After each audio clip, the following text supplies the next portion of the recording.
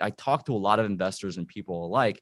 And one of the biggest questions, the most common questions that even I get is, hey man, is the dollar crashing? So for you, George, what would you have to say about that? Is that true? And how is that going to happen? How is it realistically going to happen? Well, you've got to first try to figure out what time frame you're referring to. So is the dollar going to lose reserve currency status? Answer, yes. I'm 100% sure.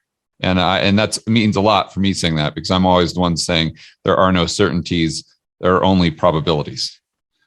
So will the dollar lose reserve currency status? Yes. The question is when. Will it happen in 3 months? I don't think so. Will it happen in 3 years? Very unlikely. Will it happen in 30 years? Probability is pretty high. And if you look at how currencies lose their reserve status, it's very slowly. If we go back to the British pound, being the world reserve currency, let's just say in the early 1900s, it didn't just all of a sudden lose its reserve status at Bretton Woods in 1944.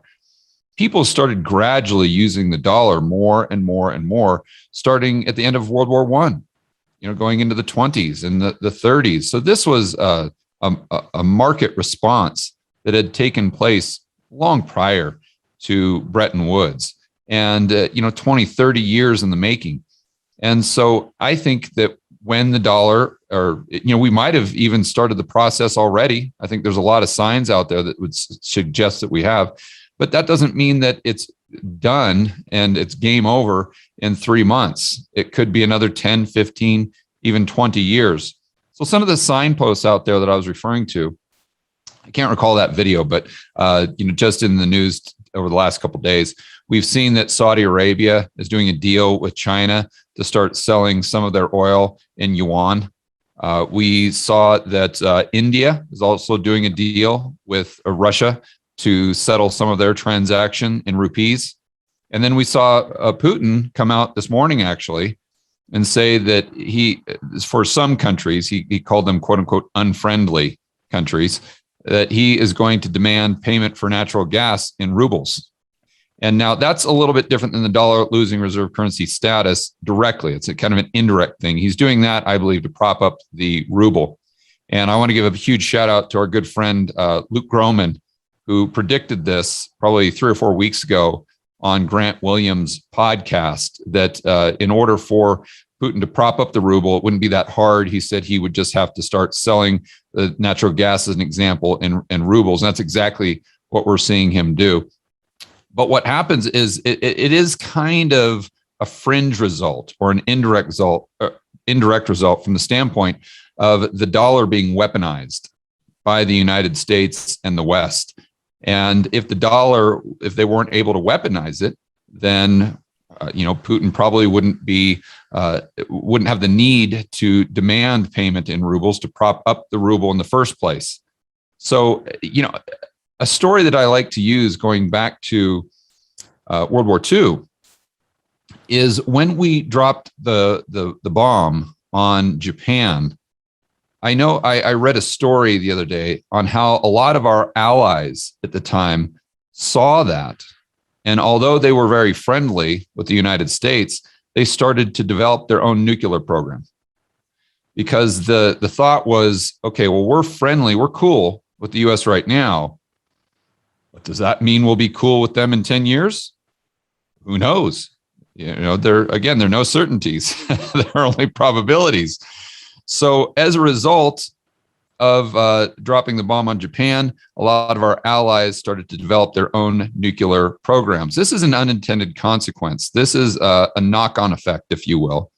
And I think that you could have seen the same thing happen when we tried to we did ban Russia or some of their banks from the SWIFT system, and we froze their FX reserves.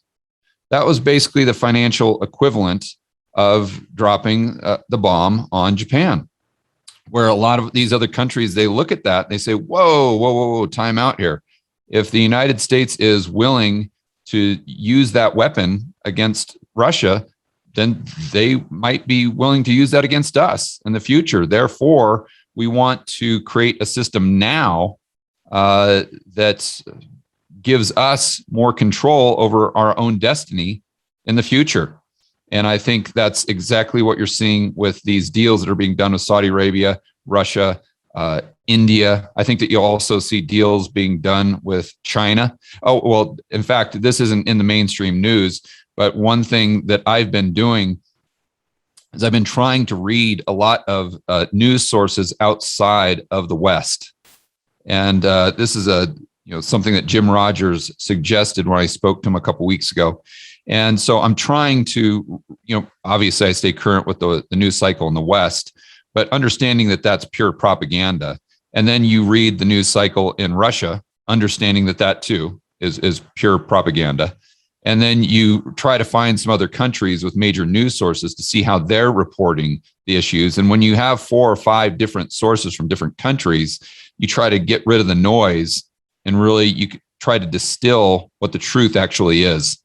And one of the stories I've been reading, we've all heard about Visa and MasterCard, the payment systems pulling out of Russia, whether they're just virtue signaling or who knows what they're doing.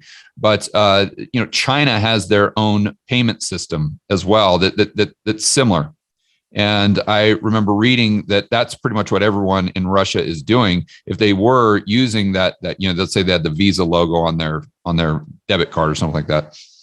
They're just going down to the bank and they're just getting a new debit card that's being issued with, instead of a Visa MasterCard logo, it's just got that, and I can't recall the name of it, but it's just got that Chinese logo on it, and they're just using their system.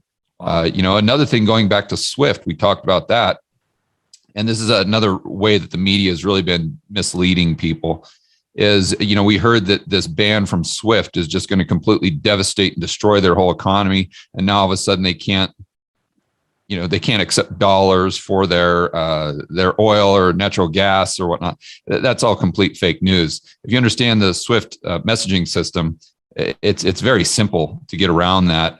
And one of the ways to get around it is to just do deals with Chinese banks that are on a separate system called CIPS. It's CIPS, and it's the exact same thing pretty much as SWIFT, but it's just something that Chinese banks use directly. So even if they weren't doing business with a Chinese bank, they could use the Chinese bank as a correspondent relationship to go ahead and send the payment or receive the payment from a group in, let's say, the EU that was buying their gas or their oil. So my point there, first and foremost, is to say that this is one way the media is misleading you. They're making it seem like it's a much bigger deal than it is. But also, the workaround is to go through this Chinese system that they might not have otherwise used. And if they start using the Chinese SWIFT system, when it's time to go back, maybe they'll just say, "No, I like the Chinese system, and I know they're not going to use this system as a weapon against me." And it just again illustrates how the major players in the global economy right now are probably looking at the response to Russia, and whether they agree with it or not, they're using it as a warning sign.